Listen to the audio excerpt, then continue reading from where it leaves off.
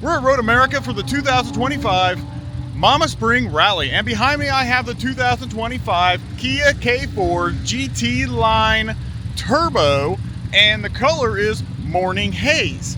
So let's take a look at it and I'll give you some numbers. Kia has done a great job with the design of this car. This is replacing the Kia Forte, and I really do like the way that it looks. It's got a really nice sporty design that I think is going to sell a lot of vehicles. But let's take a look at the powertrain that is going to be driving this car. So in this K4, you're going to get a 1.6 liter turbo 4-cylinder. It's going to have 190 horsepower and 195 pound-feet of torque. That is pretty decent, especially for this size of a car. You're gonna get an 8-speed automatic transmission in here, 0 to 60 in 7.3 seconds with a top speed of 130 miles per hour. Now, fuel economy is gonna come in at 26 in the city, 36 in the highway for a 29 mile per gallon average. That is phenomenal. Well, let's go check out the trunk space back here. All right, here's the back of the car. I like how they have this light bar that kind of comes halfway across the back, and then this lower part is awesome. And they have the exhaust dumping out below the bumper, so you don't see the exhaust pipes in the back. We're gonna come up here, and you got a small little button right here. This is kind of an assisted lift trunk. And down here you have 14 cubic feet of space. It doesn't sound like a lot, but there is a decent amount of room in here. And up underneath here, looky there, Kia provided a tire. Way to go, Kia. All right, let's take a look at the inside now. Kia and Hyundai do a great job with contrast of colors, and this is no exception. This one is pretty awesome. Also, on the door panel, it's mostly black, but you just have this slight off-white trim that goes through there. It looks really good. You do have heated and ventilated seats up here on the door, and your memory seating, and your window and mirror controls right here. This is a nice soft area for your elbow, and this is softer material up here on the door also. Got a nice big door pocket down here and a Harman Kardon stereo system. Here are your power seats with lumbar. Look at the design of these seats. They are bolstered to hold you in place, and the color contrast looks amazing in here. And this also has stitched in it GT Line. All right, that is a small look at the interior. Let's hop in and check it all out. I really like this piece right across here. It kind of makes you feel like it would be carbon fiber, but it's not. It's just plastic, and it just gives it a more unique look to the dash. And there is some ambient lighting running right down through there. You can see that.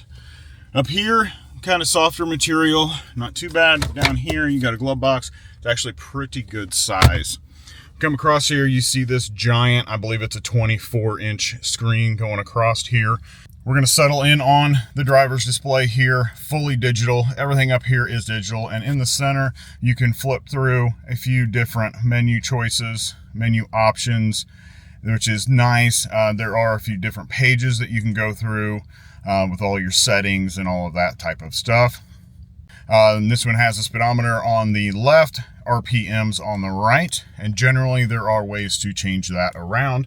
Then you come over here, and here is your climate control. Now, the problem with this climate control is when you're sitting here, this is my view, and I cannot, so about right here.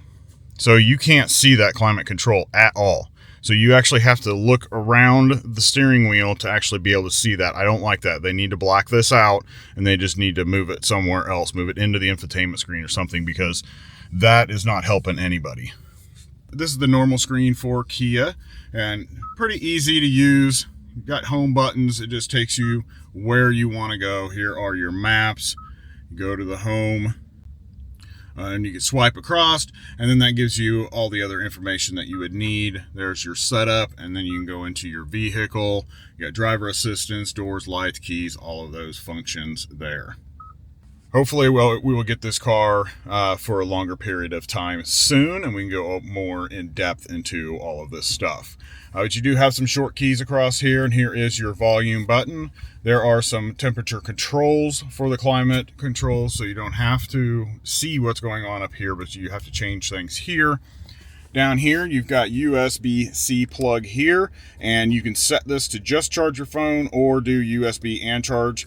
And then this one is just a charging spot. Down here, you got a wireless phone charger. Standard normal shifter. I like the standard normal shifters. Auto hold, parking sensors, and then you have camera button, so you got a bird's eye view up there, and then you see what's in front of you, what's behind you, and then you can do the whole swivel around everything around you. All right, then you got two cup holders, and these are my favorite cup holders because you just push them in like this, and boom, boom. That's pretty awesome. Actually, somebody left a card in here. Not one that I need. All right, we got the armrest right back here, and it's in a decent spot. It feels pretty good. And then inside you do have a small cubby hole, nothing huge, about wrist depth, but it will store enough stuff in it. And you do get a moonroof with this one. All right, that's a quick view of the front. Let's go hop in the back, see how much space there is. Here's the back. Same thing in the back. You got mostly black and just a one piece of off-white trim. And there is a look at the seats. It looks like it might be a little tight. I'm 6 foot tall, so we'll see how much space I have in here. Driver's seat is in my driving position, and actually I was really shocked. Look at that. You got about 3 or 4 inches there of space. Wow. And I'm kind of relaxed in my seat too. I'm not sitting straight up. And then we've got about an inch and a half, 2 inches above my head, so that's really good. Down below, you have 2 vents and 2 USB-C plugs with a little cubby hole there. Maybe a small iPhone will fit in there. Right here, you got speakers down in the doors. You do have a center armrest also with a handle, so thank you, Kia, for the handle. And it's got 2 cup holders in it, so yeah, we're good to go there. This is actually bigger than what I thought it was going to be. So it's actually pretty comfortable back here in the back. And I know what you're wanting to know now is what is the price. So let's talk about that. Pricing for the K4 starts with the LX trim at $21,990. That is a great value. This GT line turbo starts out at $28,090. That's still a great value, and this one, as tested with the options and destination fee, comes in at $31,445. I would take that all day long. That is an awesome price for this car.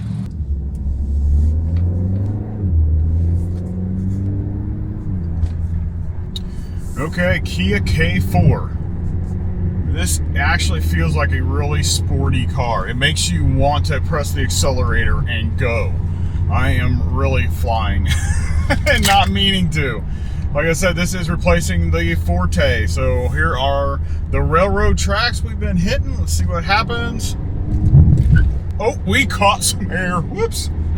A little squeak because we caught some air.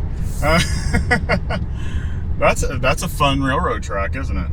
All right, we're going to go down here and we're going to get a 0 to 60 on this thing. And now it's not going to be extremely fast. I know 7.3 isn't the greatest, but it's really not that bad either. All right, let's go down here.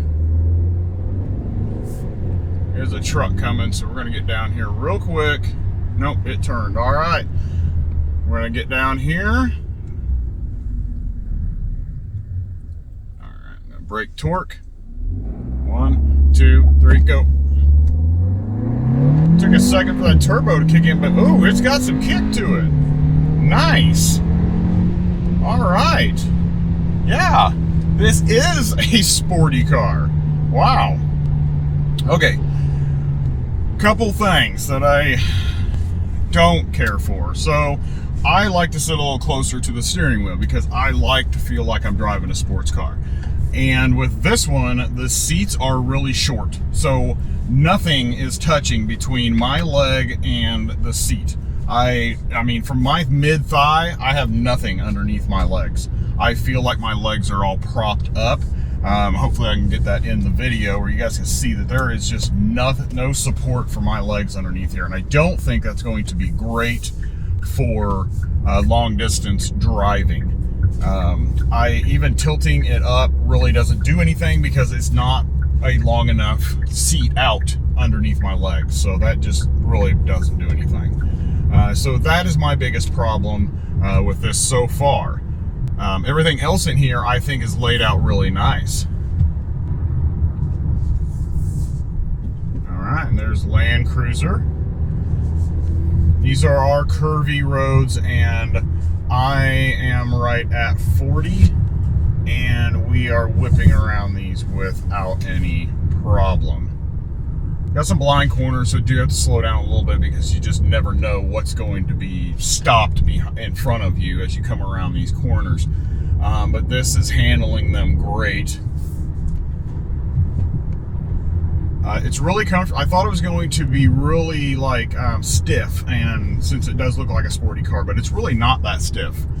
It's actually pretty comfortable. I was kind of shocking to realize that this isn't a stiff suspension. It's really a good suspension. There is the Ioniq 9. Hopefully we're going to get into that. Make sure you guys subscribe if you want to see more of these cars, because we spent 2 days here driving. I think I got into about 15 different cars. So there's a lot of videos that are going to be coming up. Hopefully they are of interest to you and not just me. I think this is a great replacement for the Forte. This is a huge step up from what that car was. Even though it was a great selling car for Kia, and I think this one is going to be one also. You guys know what to do. Hit that like button and have a blessed day.